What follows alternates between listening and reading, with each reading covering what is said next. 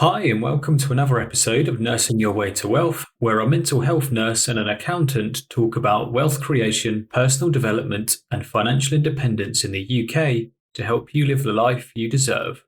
Hello, and welcome back. This is episode 66 of Nursing Your Way to Wealth. It's a bit crazy. We've done 66 episodes. So we've called this one Gardening and Growing Wealth. So there's both Alexes here, and this is really, it's come about of just a text or a WhatsApp message I sent to Alex middle of last week about just doing a bit of gardening, growing vegetables in the evenings, and we actually traded pictures of our gardens. And we thought about whether gardening and growing your own vegetables is it a reasonable path towards reducing your FI, your fine number, or is it a bit ridiculous? So we'll cover that a little bit later.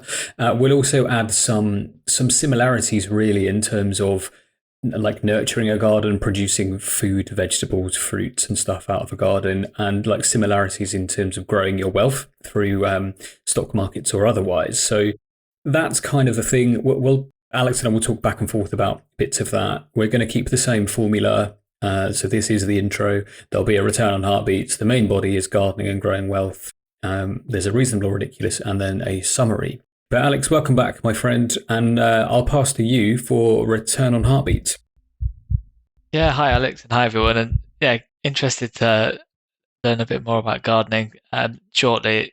And I said, yeah, just on return on heartbeats, I just had we went away with my in-laws, and they've got two little nieces. Um, so I have two nieces, they have two daughters who are like 3 and 5, and they were in a caravan and we were in a tent, and we went to go and visit them in the caravan, and there was a watermelon that sister-in-law had bought. Didn't really know kind of how to prepare it or cut it, but I then started to carve it up and had the two little nieces next to me who hadn't really eaten watermelon before, but I cut it up really nicely and involved them in it. And then at the end of the day, they both ate a little bowl of watermelon. So that was a really just nice time of taking a bit of time carving up a watermelon, and that is now one more fruit that my nieces will eat. So that was my little return on heartbeats for this week. That's really nice, and trying something like that for the first time would have been great. I don't remember how old I was when I tried a watermelon. Um, Yeah, I can't remember actually. Question. and they are like hard to cut. They're massive, Yeah, they're huge. round, Yeah, full of water, yeah. literally. I used to work with a Nigerian guy who I think his family used to grow watermelons somewhere in Africa, I think.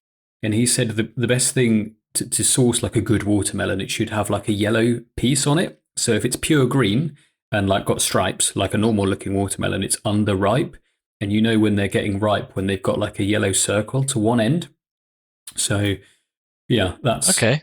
really my knowledge on watermelons from a guy Oh, called Chuck who I used to work with. useful tip. I can't tell you. It tasted very nice, but I can't confirm or deny whether there was a yellow tip on the Yeah, end of it. So that's it. Yeah, who knows? I'll look out It's for it next time. Yeah, Oh, definitely. I'm forever picking watermelons up and turning them over, and then not finding any yellowness. It's like a yellow pale circle, um, and I think it's to do with just generally it turning ripe inside. Otherwise, it can be a bit hard and not fully developed. Yeah. Okay. What a lovely return on heartbeats. Did they like the watermelon? they did. So that Ah, is a new fruit that they both like. yeah. I love watermelon. I find it really refreshing on a hot day. Lovely. Yes. Yeah, I mean, Lovely. I'd not had it in ages. So it was quite nice actually to have some, and then Mm. forgot how much I liked it. Yeah, put it on your weekly shopping list now, or try and grow some. Yeah, with the theme of the show. So, yeah, this one we've called gardening and growing wealth. So essentially, the growing is the similarity. You grow vegetables, you grow your wealth, etc.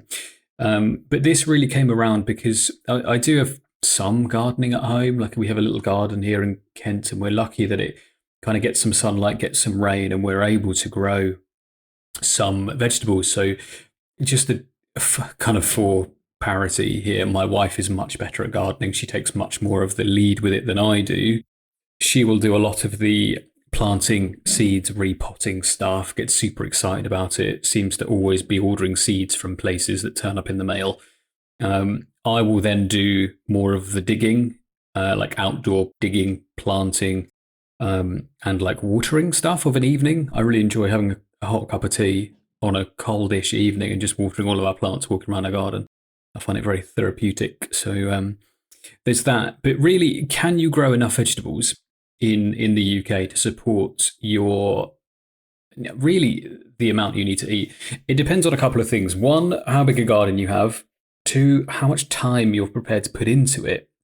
And three, how big your family is. If you've got a family of like 9, probably not. If you've got a family of 2, 3, 4 of you, I think it's possible for you to grow not every single vegetable because you would need a colossal amount of space for that.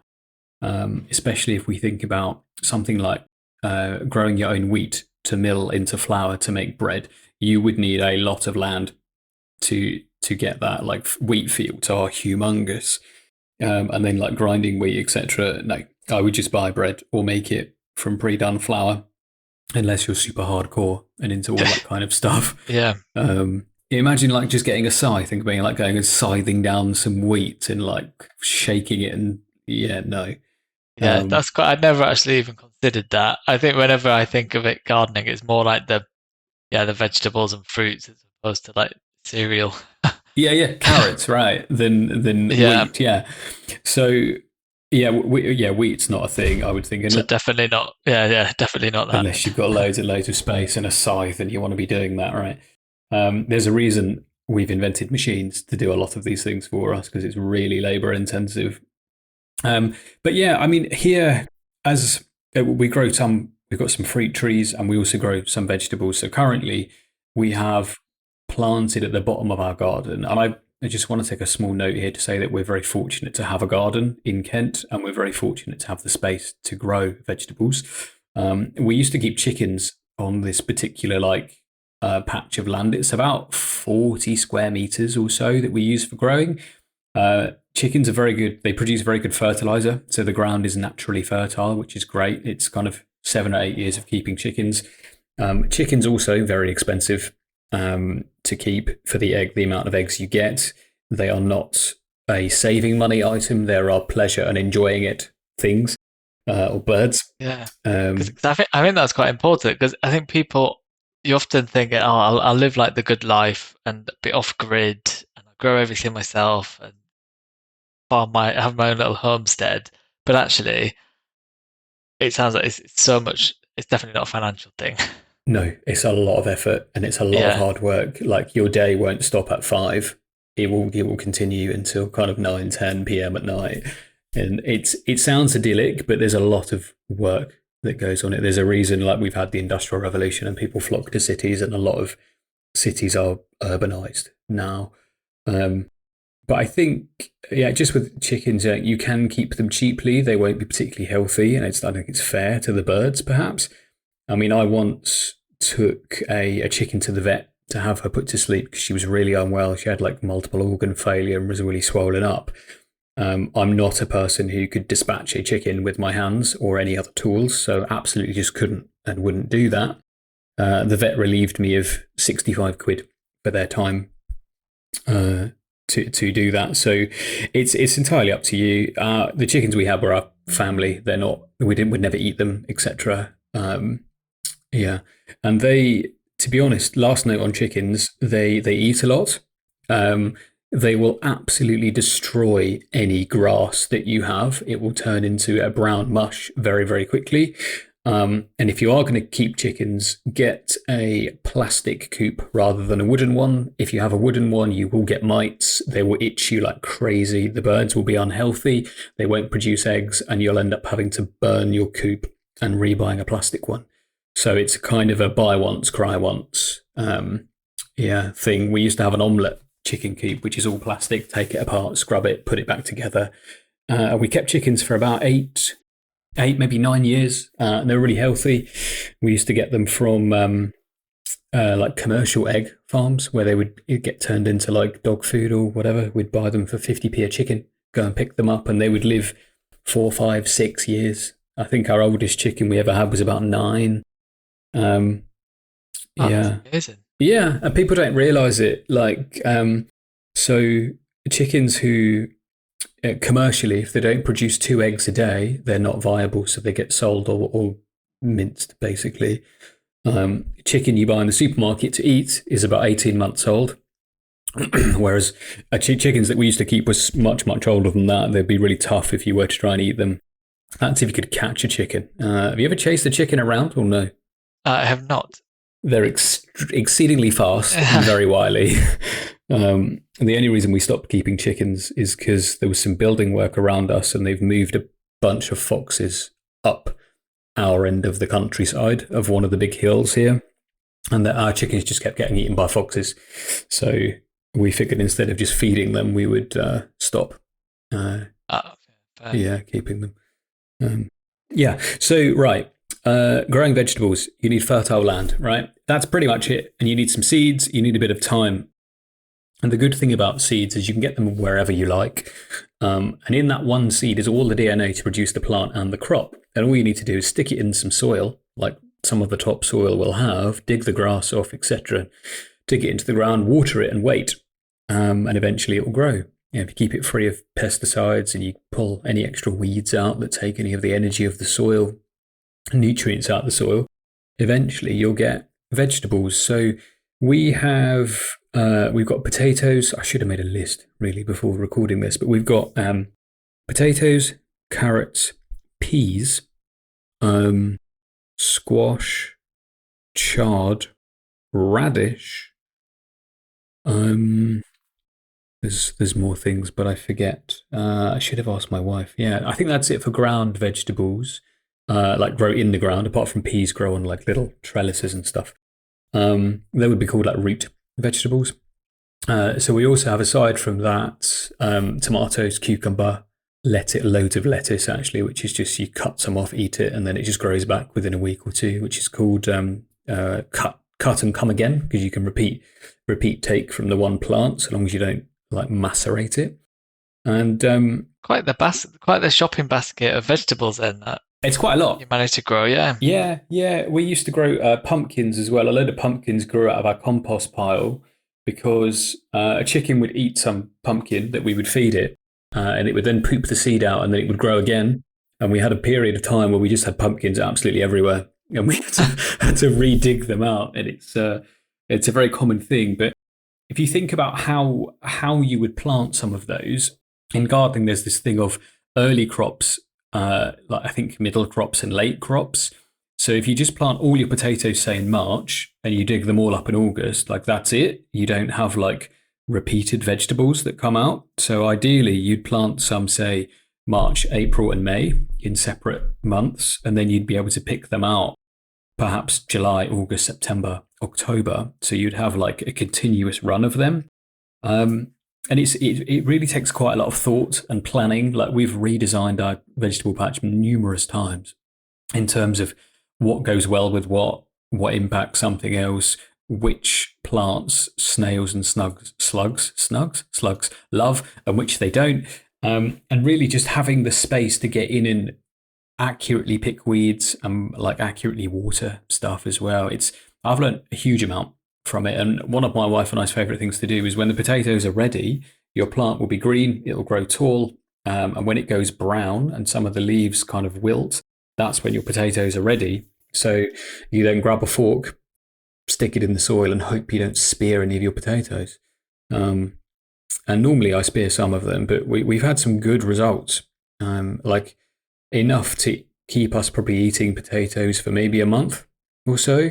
And we've planted maybe 2 or 3 square meters. Actually, that's a lie. It's probably more. I want to say 5 or 6 square meters worth of potatoes. And they taste amazing compared with your shop bought potatoes. So it's like when you dug it out of the ground, you've washed it, you've kind of done it however you prepare your potato, whatever. It tastes very different to what you'd get out of a general supermarket because it's actually fresh. It can be organic if you don't use pesticides, etc. Yeah. And it's more akin to something you get out of a farm shop, like a farmer's market kind of potato. And if you haven't tried one, I definitely would.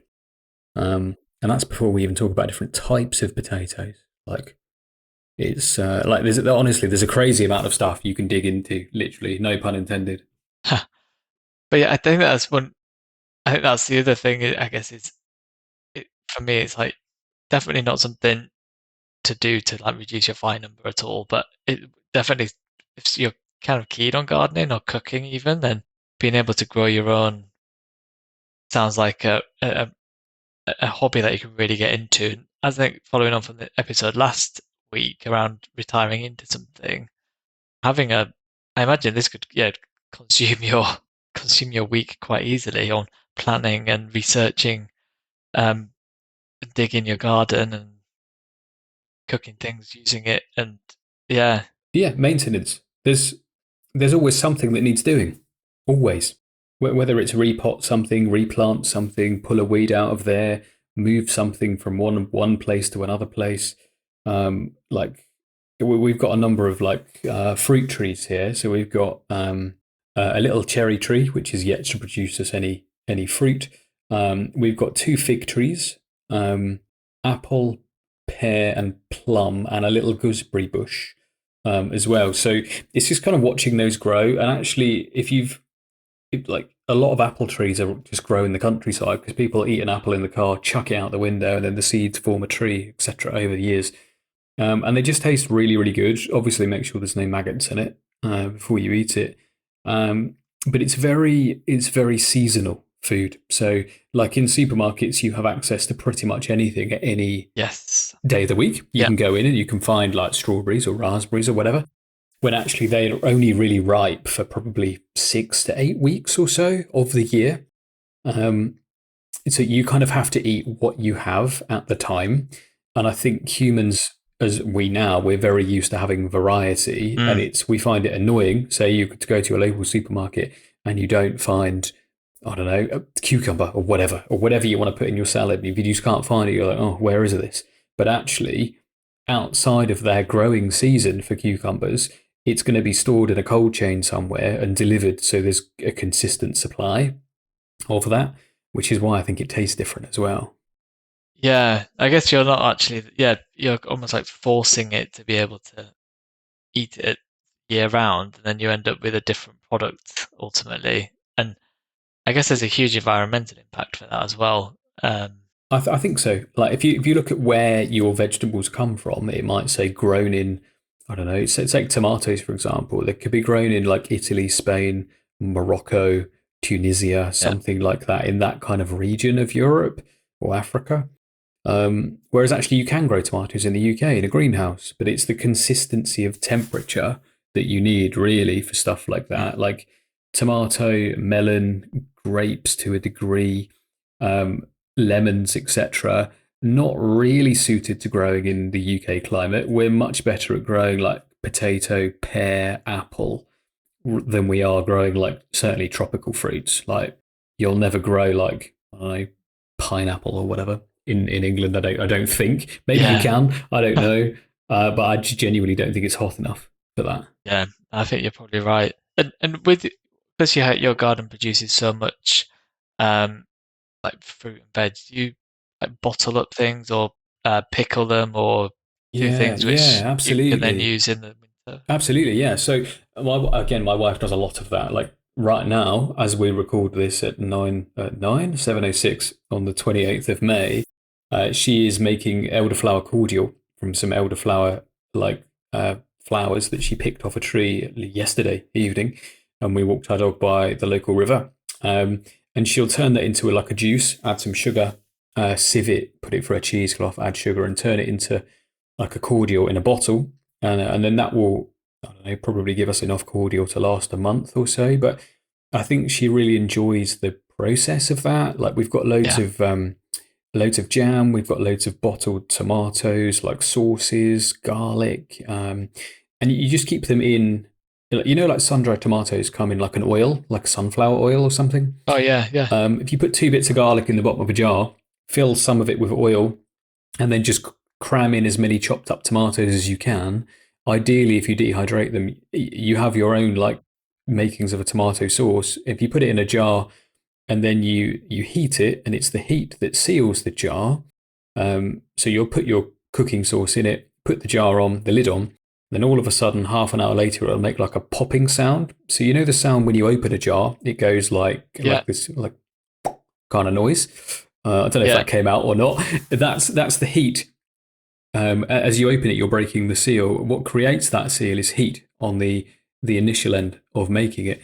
So we've got jam in our kind of cupboards and sauces from last year that get labelled. She's very, very good at that kind of thing. I think she learned a lot of it from her grandparents, who her grandmother's Italian, or nonna as we would call her. She's very into like bottling stuff, making things, pickling things in vinegar, um, all sorts of things. Like her pantry at her house, it looks like a stereotypical Italian, like something you'd find in a restaurant. Like it's yeah. fascinating and Oh, really quite lovely.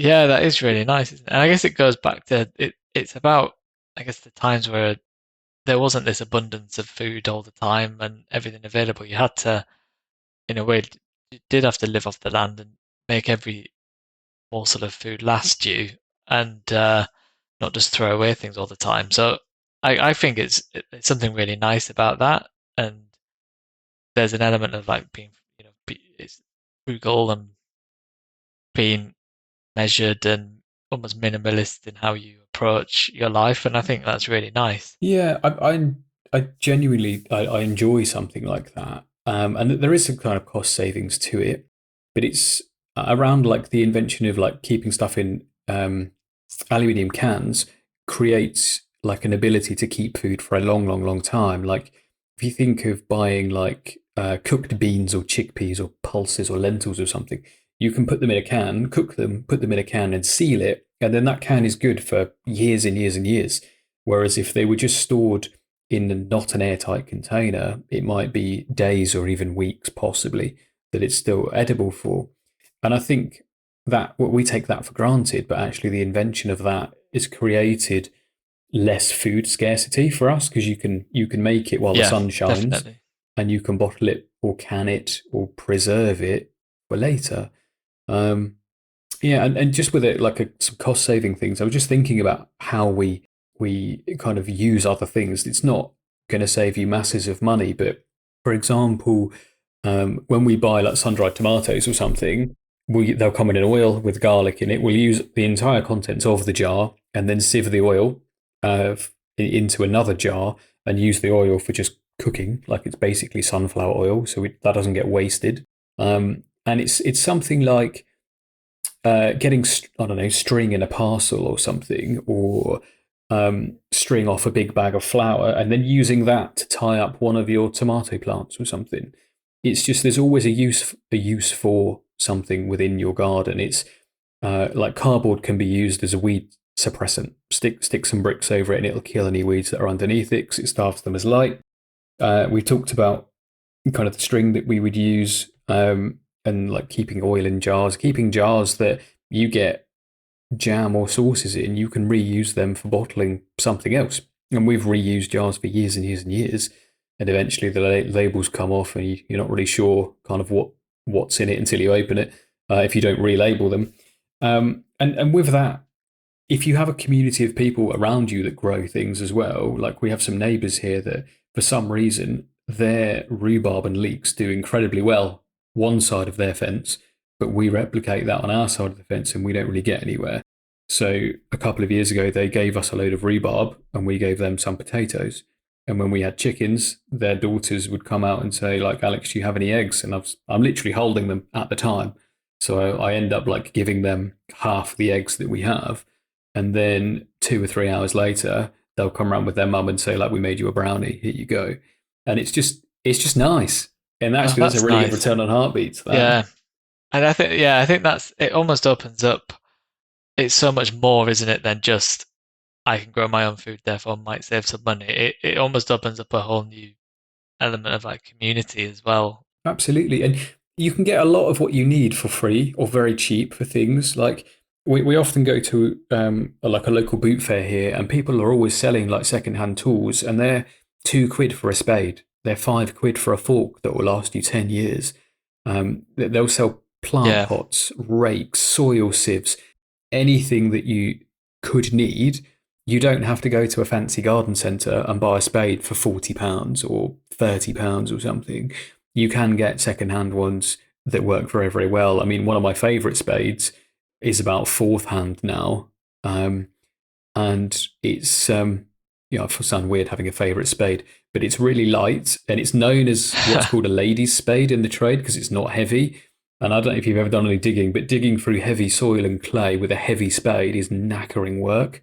So I'll take Mm, the lightest spade I can yeah. find, because it's a lot on your back to do something like that. But I find it being outdoors, kind of hands in the soil, nurturing stuff and feeling it and smelling it grow, etc. I think it just does wonders for people's mental health, being in green spaces. And if you can look after a plant and you know what the plant needs, you can look after yourself. In a similar way, I find it really, really quite therapeutic when I get overwhelmed with life. In like sometimes, like we live busy lives doing business, careers, finances, etc., houses, kids, cars, whatever. Going back to like some basics of this plant needs watering or it needs repotting is it's just a simple thing you can do, and it has outsized like returns when you can pull a tomato off your plant, um, and take it indoors, cut it in half, and share it with someone else. It's um, yeah, it's great. Yeah, that's really special actually, isn't it? Yeah. And I think to your point just on the Mm, tools and stuff, I think if anybody's looking at maybe starting gardening and having listened to this episode, I'm definitely a lot more convinced now. But like getting stuff secondhand, yeah, like why spend 40 quid on no, spades and tools or whatever no when, need. yeah, I guess on car boot sales or Facebook Yeah, Marketplace or Upcycle or whatever, we'll like try it first for cheaper definitely. without having to, Yeah, I yeah. mean, take for example potatoes. Like most people, I think love potatoes. You can grow them in a bucket, right? Get a bucket from wherever you like, so long as it's got good sides and some of a base. Drill some holes in the base. Add some stones or pebbles for drainage. Add some compost and stick some potato seeds in it and water it. That is it. Like you can, um, a couple of buckets will give you some good crops of potatoes. You can do the same for carrots if you wish. If you're really short on space, you can do that. You can stack strawberry plants one on top of each other, getting smaller and smaller pots if space is a real premium for you. Um, the other side of it, you can grow a lot of stuff on windowsills. You can grow blueberries on windowsills. You can grow all sorts of herbs on a windowsill. Um, and even if you don't have any outdoor space whatsoever, um, you can still grow delicious things, um, in really small spaces. You can have like your entire garden inside if you want. There are kits you can buy that are big, basically big wooden trays with lights, and like water systems, and you can grow all of your like microgreens. Oh, it's, Um, yeah, YouTube is your friend for that. that's it. 100%. You can Yeah. grow anything pretty much anywhere. Oh, my mind has been expanded. No end. Yeah. Well, yeah, it's a lot, and I've talked an awful lot around it. Like we're nearly on 28 minutes or so, and I've just talked about potatoes and a general kind of gardening and stuff. But um, yeah, I'd be interested to know if any of our listeners do any gardening. If you want to email us a photo, you absolutely can. I would love that. And just if you think anything I've said is backwards or wrong, or you've got a better idea, bring it because I can learn from that, as well. Alex, do you think that's enough on growing food? Yeah, I think that's been a good, definitely a good introduction and overview. And I think some almost to understand the real life implications of doing it, I think is really helpful because I think often a lot of the content's quite idealistic and was a bit in a vacuum. So yeah, it's good to get some real life. Yeah, very few people will show you a video of them at 9 p.m. at night with a torch picking snails off your plants. It's it's not common, but a really good source of info around gardening is, this is weird because the guy's name's Alex as well. Who does it? He's got a YouTube channel called Just Alex, and it's his kind of foray into gardening and growing vegetables. And he's now like onto like beekeeping and how he sets stuff out. I find it really therapeutic to learn from him. And he just tries things. And his dad is a gardener, and they work together to kind of produce food. and he does a lot of like recipes and cooking stuff from what he gets from the garden too. So his YouTube channel is just Alex, the name of it. I'll ask Caspian to drop a link below for that too. But I think if we think about it broadly from a growing wealth point of view, growing your wealth in the stock market compared with growing potatoes in your garden, for example, the potato seeds are you starting to make investments, right? The stock market is the soil, the quality of the soil you have, the weather that you have, and the temperature. And then if you tend to them by like watering and picking away different weeds, etc., it will grow. And to cross that into kind of finances, it's just leaving it well alone. For gardening, you need to be like tinkering. For wealth growing, you need to not tinker.